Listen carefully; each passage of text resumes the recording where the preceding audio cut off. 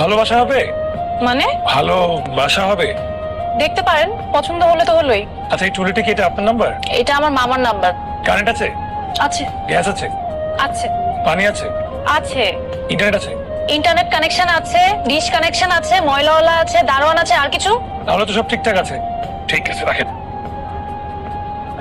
ওয়ালাইকুম আসসালাম। কাকে চাচ্ছিলেন? জি, গতকালকে বাসা ভাড়ার ব্যাপারে কথা বলে গেছিলাম। ওই আমাকে তো কেউ এরকম কোনো কিছু বলেনি। এখানে ছিল একজন, এই যে উনি আজকে আসবেন এরকম কোনো কিছু গতকালকে তোকে বলে গেছিলেন? জি। তুই আমাকে বললি না কেন? ঠিক আছে, আপনি উপরে যান, আমি বাজার থেকে ফিরে বাকি আলাপ করছি। ওকে, ঠিক আছে।